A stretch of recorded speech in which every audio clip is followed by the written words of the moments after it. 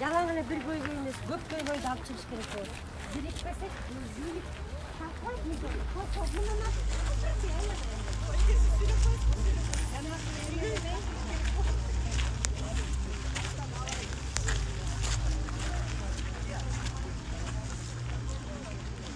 Aylanan elbir, şu kanat sağınmaya koştuğun mallarını kamasa, экс-президентибизди мындан камап отурат, Сапар Исаковду мындан камап отурат. Канчага чейин унчукпайбыз. Бул жогорку кеңеш деген чимкирик дегенге эрегишип отурат. Чимкирик деген жаш баланы айтат чимкирик деп. Ой, чимкириктен кичине чоңойсоңор боло 150 миллиард сом акча таланып атат. Канча жердин баарынан касып атат. Экологияга канча зыян келип атат. Элдин ден соолугу менен иши жок. Жергиликтүү бийлик менен иши жок. Жергиликтүү бийликтеги жер эл өзү менен өзү болуп калды. Тиги жогорку кеңеш менен президентский аппарат, өкмөт өзү менен өзү болуп калды. Канчага чейин өзүңөр менен өзүңөр болосуңар, айланайын. Былтыр 18 апрелде жастык элек 7 аял биригип ушу коррупция менен кармашып атып. Ошондон бери эчтеке жок. Саясий эле чечим жасасаңар болот.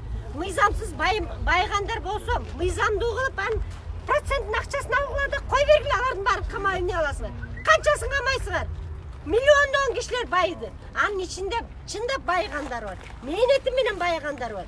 Анан кийин мыйзамсыз байыгандар бар.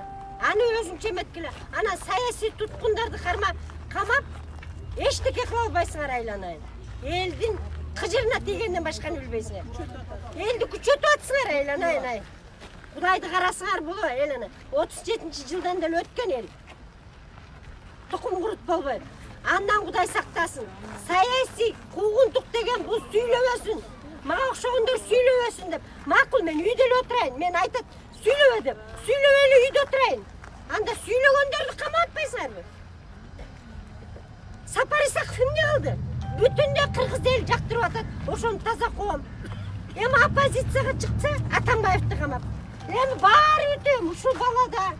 Жанагы Мусакеев билен ошол балада эмне күнөө, айланайын, ай. Койсоңор боло, мен де энемин. Менин балдарым, кыздарым эч бийликте жок. Бирок токтоткула, айланайын, токтоткула. Элдин чыдамын кетиргенди токтоткула. Сооронбай Шарипович аймакты өнүктүрөм дедилер.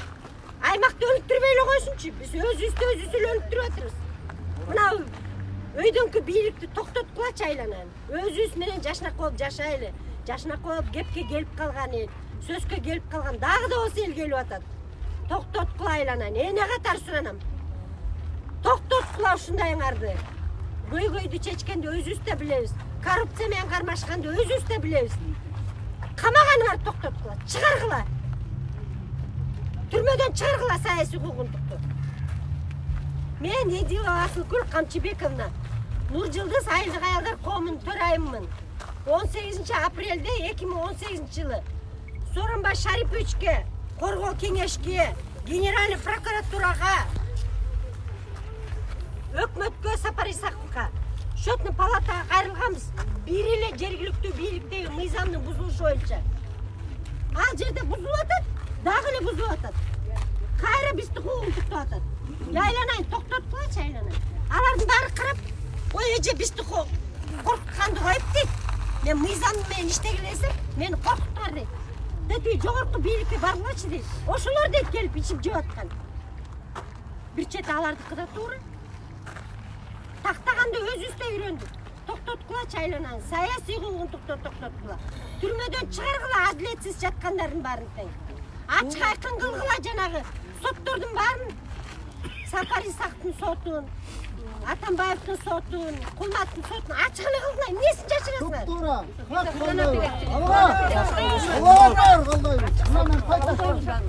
Аллах акбар. 1700 адамдын укугу бузулуп атат. Ким билип атат эмне кылып атканын? 8ден ашык бала. Эми болуптур жанагы. Жарадар болуптур. Ким билип атат? Ким сураган ким бар, айланан. Баргандан коркуп, сүйлөгөндөн коркуп. Тура Аллаға, Құдай Тағалаға да жақпайды Günah мұндай yok іс. yerden kanat Günah yok, kavak olmaz. kanat mallar birbirine kapar Turay kaldı. kimse. Kedek kedek kök balası kaldı, ortalığı ayalı kaldı. Kulak bakçılık.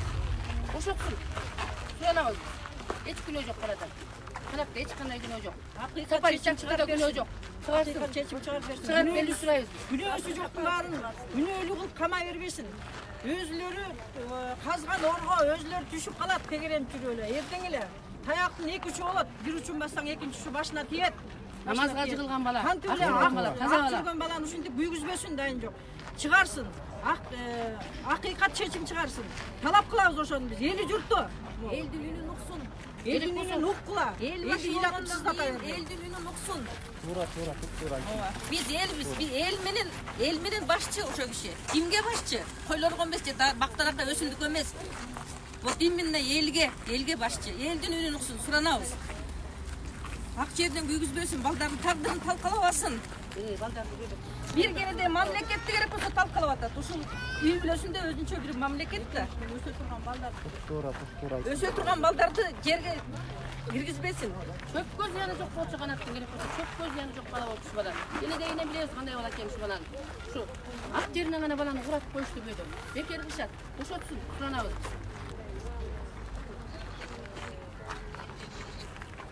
Ел ушинтип жиңнетип, кызыл жапын агыш деген балдар.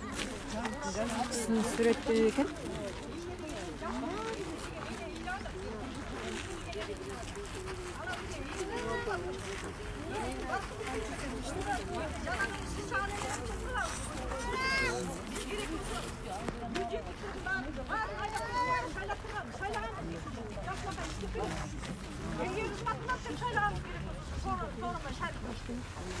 Elдің үмітін ақтаған жеріңіз жоқ. Ақтаңыз бұны, ақтаңыз. Эми да кечемес. Ишенебиз ушуну актап, акыйкат чечип берет деп ишенебиз. Дагы эле эл ишенип отурабыз. Чечип бергиле акыйкатчылыкты. Жо, чечип берсин. Мындай Сыздатпагыла, дайыны жок. эгерде ушул ак иштеген балдарды кабаса, буларды ким кайтарат? Алда кабалат эктең. Мен кабалат дегенде аларды ким кайтарат? Ай иштеген баларды кабалат. Жалаң Приказ менен иштеген баларды кабалат. Эмне деген атмакчылык. Çalan içip çekenler şu çekenler. Аягына чейин турду го. Ошону Öz millet айтпайсың. tatkardı gana gerek. Бир ай ыйладым. Ана менен ким кайтарат? Мындан кийин ким ишине турат? 8 августтан кийин бир ай ыйладым. Мен жерде балдарым да жок. Кудайга шүгүр, үйдө элебиз баарыбыз. Эч кандай бийликке да аралашкан киши эмеспиз. Бир ай ыйладым ошо телевизордон көрүп алып. Сооронбай Шарипович, кетиңизчи дейги. Тойдук сизге. Кетиңиз. Мен ачыктан ачык эле 13 октябрдан бери айтып атырмын. Кетиңиз. Ыйлап атат элдин баары. Канча энелерди ыйлатып атасыз. Токтотуңуз ушундайыңыз да токтотпосоңуз. Hiç kim jirgan jeri yok. Деги тойдук сизге ушун сиздин бийлигиңизге тойдук.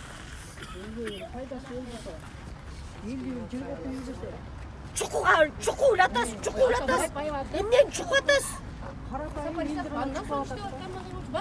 Жап-жашынакай сөзгө келип калган, кепке келип калган, жолго салынып калган мамлекетти талкалап атасыз. Токтотуңуз. Энелердин баарын атасызбы? Не келет колуңуздан деги? Не Асылбек экөөңөр кудайсыңарбы? Токтоткула. Мен өлтүрсөңөр өлтүргүлө, мен дагы баарына даяр болуп отурмун. Эч нерсе кыла албайсыз дейт. Алла кылат болчу. Sayın var, sayın var. Şimdi biraz sayın var. Öyle bırak sayın. Же чындык чыкпаса, же калыстык болбосо, же адилеттик болбосо. Öteki ünalар taqdirini olup, lan barına olup. Aman esen bolsok, koyun mu? Сооронбай Шарипович. Энелердин каргышына купуя товарга. Ой тийди го балайы. Кетсинчи дейт, каргышына да тойдук. Кетсинчи дейт, тынч. Элди койсунчу, жанын койсунчу. Ал кетсе эле Асылбек экөө кетсин бул Кыргызстандан. Кетсин. Эл өзү менен өзү бийликтегилер. Давай балдар жүрөт, давай кыздар жүрөт, татыктуу уул кыздарыбыз. Ошолорго жол ачып берели. Дейт, тойдук ушул Жээнбековтерге. Эгер Райым миллион дейт, Райым миллионго окшогон мыйзамсыз байгандар болсо анын процентин алып койгула болду. Ал бакушту мен мисалы Райым миллионго каршымын, бирок ага окшогондорду да булар коркутуп отурушат. Асылбек менен Сооронбай кылып атыр. Сооронбай мен менен тең экен 58 жылкы. Ошон үчүн айтып атырмын, тойдум, мен өзүм бийликке катуу айтып көргөн киши эмесмин. Бийликке дайыма жардам берип келген кишимин. Бирок тойгуздуңар айланай. Мен саясат менен ишим жок болчу. Тойгуздуңар. Мага эч кандай жумуштун да кереги жок айланай. Молодец. Жөн жаткан адамдын баарын тең. Эми аны кылыпчылар дейм. Эми эмне кыл деп жөн эле кычкыланганды коюп кетсинчи дейли. Кетсин. Атамбаевден жамандык көргөн жокпуз. Атамбаевден жакшылыкты көрдүк. Кандай асаптуу өлкөлөп жок болуп кетет деген өлкөнү ордуна тургузуп койду. Ошол жөнүндөгүнүн баарын Атамбаевге кайлаган, кимге кайлаганбыз Сооронбай. Анан эми бир чети ушундай болгону да жакшы болду. Эми кыйналып атабыз. Айла жок. Көзүбүз ачылды. Чынбы? Бул Атамбаевдин катачылыгы да ойлобойм мен. Мен көзүбүз ачылды деп ойлойм. Анан эми көзүбүз ачылды. Токтотолчу. Дей урушты башты токтотуп чыксынчы. Же кетсинчи. Сооронбай Шарипович кетсин. Койсун, СДПКны өзүнүн ордуна койсун. Өздөрү саясат менен аралашып атат, аякта профессионалдар бар. Иштей берсин. Анан аны деле камап, муну деле камап. Бир кудай болорду го Кыргызга. Яйланайын. Ушу кантип болсун? Элбиз го, журтпуз го. Токтотолу. Оозубуздан жел чыгып бирдемен Ушу тырнактай баланын эмне эмне болуп кетти. Ушундай кандай жашоо болот? Биздин келечегибиз кандай болот? Ушинтип коркуп отурса, туурабы бармы? Туугандар баарын көрүп турасың. Оозуңан эмне сөз чыкса, өзүң коркосуң да жүрөгүң түшөт. Эмне болду? Тияка жетпеди. Анан кандай заман, кандай жашоодо жашайбыз биз? Бизге бир гана сураныч мыйзам. Мыйзамды эмнеге жазды? Ошо мыйзам иштесин. Жалаң мыйзамсыздыктан ушундай беспредел болуп кетти аябай. Кайда мыйзам деген? Эмнеге аларга башка мыйзам бийликтегилерге? Элге башка мыйзамбы? Элге бир эле мыйзам, камаш деген эле мыйзам иштеп калыптыр да. Мындай айткандачы. Камаш керек, калкалаш керек, өлтүрүш керек. Ак жерден күйгүзүп эле түрмөгө тыгыш керек. Ошол эле мыйзам иштеп калыптыр бизге. Башка мыйзамды көрбөй калдык. Эмнеге эл өнүкпөйт? Эмнеге жыргап жашабайбыз башка мамлекетте? Туураны айттыңыз, хакты айттыңыз сиз. Жашабайбыз. Туптура жыргап жашаш керек эле мондай заманда. Мына Кудайдын кылган иши. Жана Атамбаев падышалыгы бар адам. Падышалыгын коргой албай калды. Кытайдын акчасын санап Кытайды ууруу кылып атып, Кытай менен мамиле бузулду. Мамиле бузулду. Кытай суук мамиле болот кетип боюнча. Жакшылык болбойт. Ушуну билип алгыла. Кудай эмне кылып атат? Кудай азыр ак менен караны көбүбүздөн тешик таманыбызга чейин карап атат. Ким экенин. Атамбаев ким эмне кылган? Сооронбай Шарипович кандай болуп атат? Баарыбызды сынап атат. Мындай баладан баштап бир өрөйүн деген чал кемпирлерге чейин сынап атат. Азыр мына ошондой акыбалга келдик. Владимир Владимирович Путиндин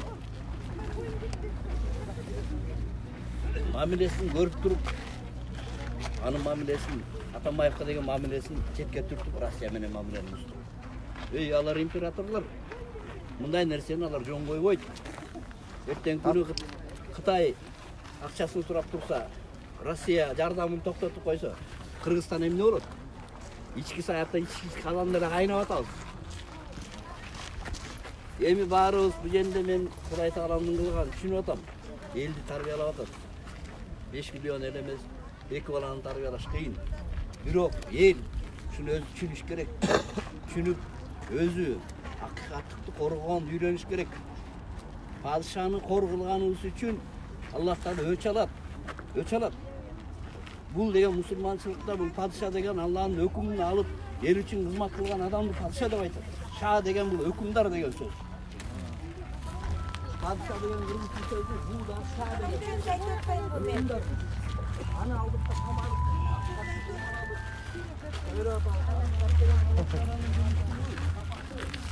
Канат Сооронбаевди айыптоолор негизсиз деп ошол максатта келдик бул мирный митингге. Канат абдан жакшы бала, биз аны абдан жакшы тааныйбыз. Кызматын так аткарган, чынчыл, ак көңүл жакшы бала. Үй бүлөсү бар, бала бакырысы бар. Бүйдө жерден эле ушундай эме куугунтукка келип атат да. Канат милдетин аткарган үчүн эле эмне камаш керекпи? мыйзамсыз деп биз ошону суранып келдик өкмөттөн. Бошотсун баланы. Өйдө жүргөнү камалып атат. Мыйзамсыз, мыйзамга каршы келет. Мен ошондон видеме менен келдим. Канатты бошотсун биз, ошону суранабыз өкмөттөн. 3 кичинекей баласы бар үйүндө калды.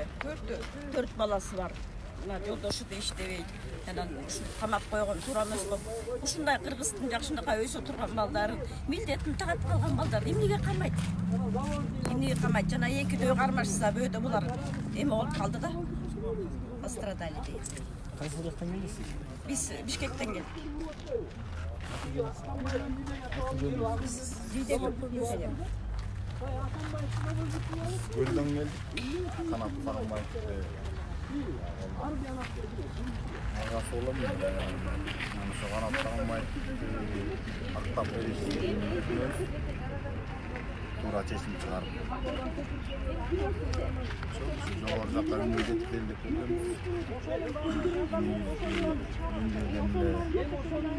Камап жатат. Мактап беришти. Акыйка чечим чыгарып беришти. Ишенебиз акыйка чечим чыгарып берерине. Рахмат.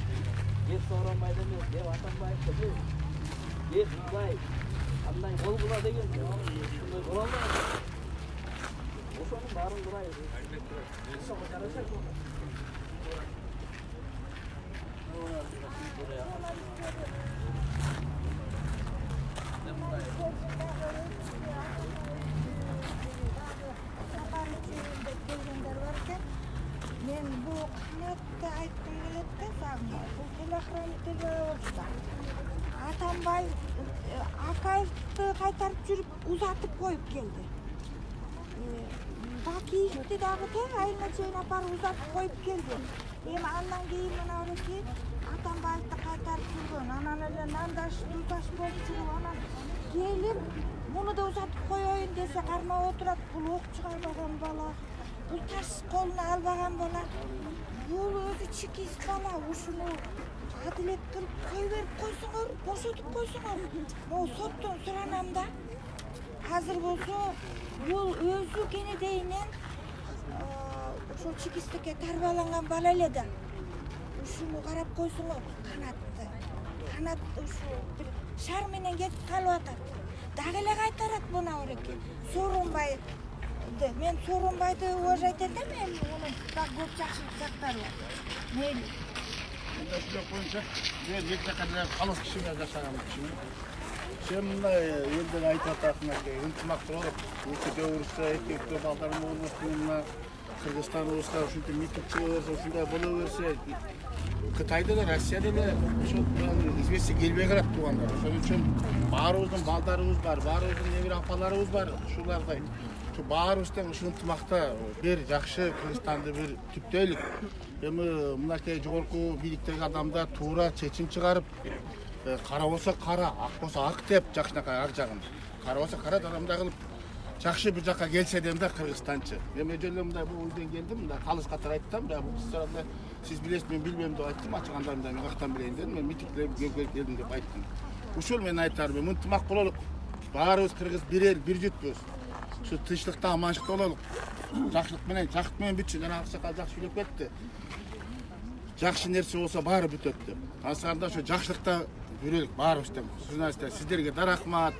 Буларга да ушундай тынччылыкта бололук. Митинг десек эле митинг болчу да митинг не болду. Митингге жақшы кап келбейт экен чындыгындачы.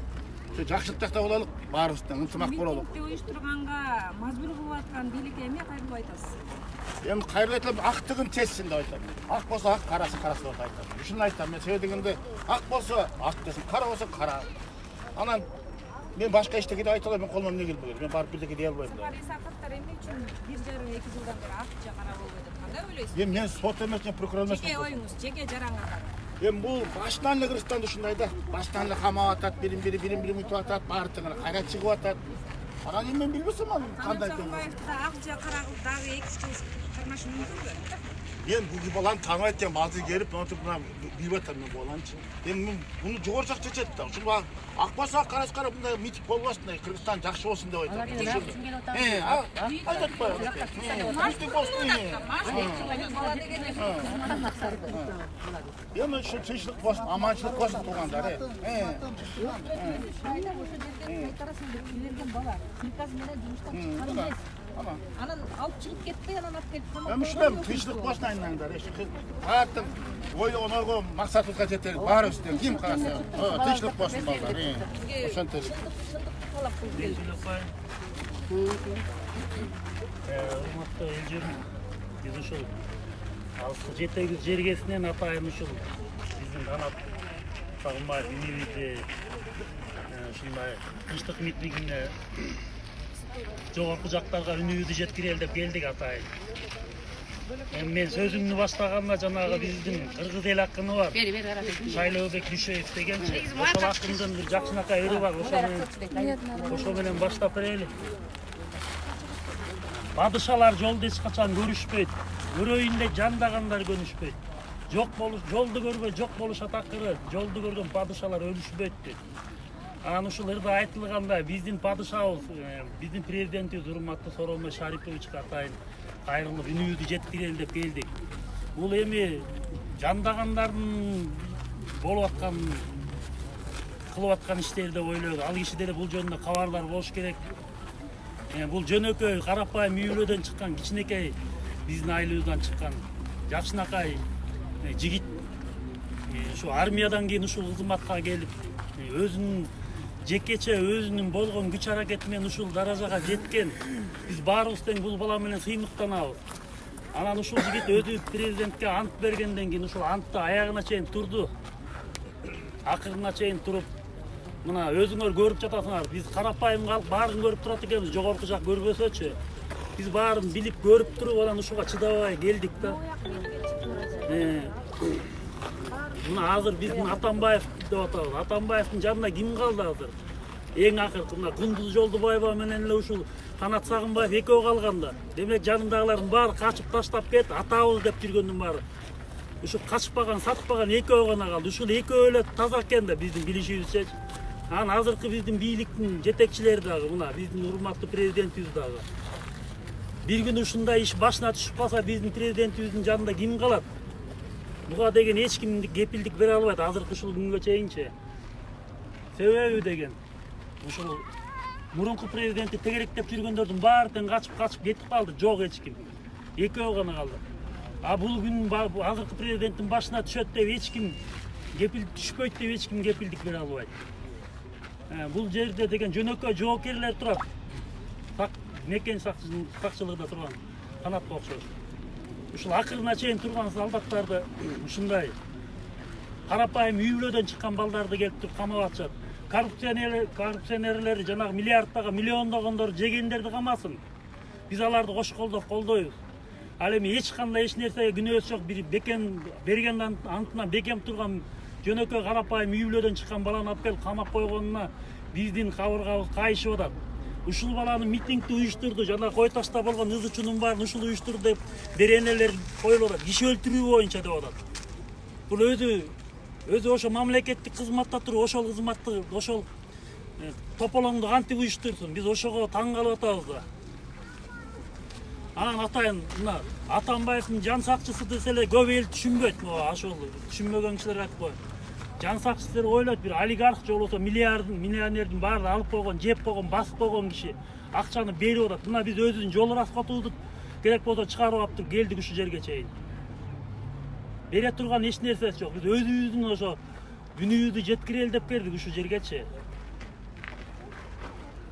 Мындай болуп жүрүп отурса деген биздин ушул азыр мамлекеттик кызматты иштеп аткан жакшынакай жаш жигиттер бар, өсүп келаткан балдар бар.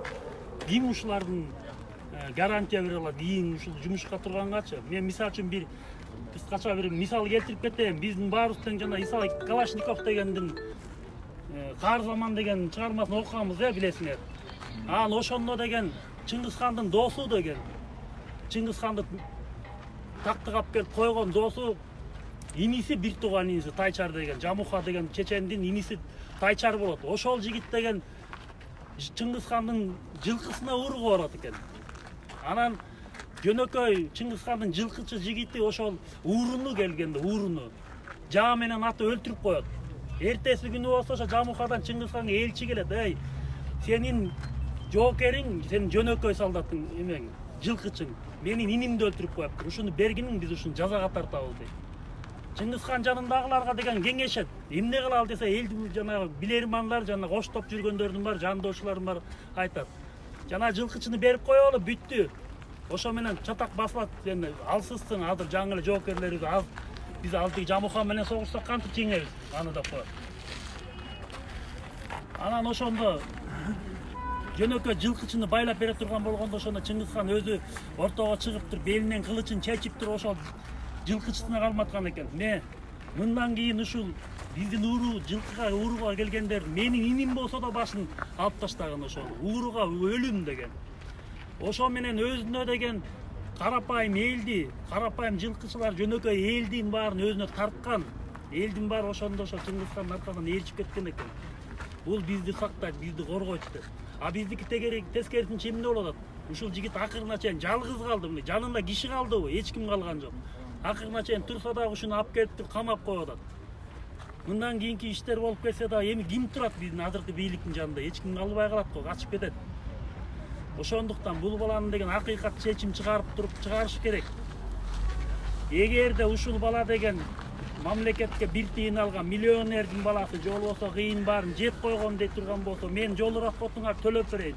Келип үй жайын көргүлө, окуган мектебин көргүлө. Көчөдөн биринчи чыккан баладан абышкасынан кемпирине чейин сурап көргүлө, ушул бала кандай бала эле. Бирөөнө жаман айтчу эле деп. Жок, эч кимге жаман айткан эмес. 5 маал намазын окуган имандуу жигиттерден бири. Биз ушул бала менен сыймыктанабыз. Ушул атайын дагы келебиз биз. Мындай акырына чыкмайынча келе беребиз.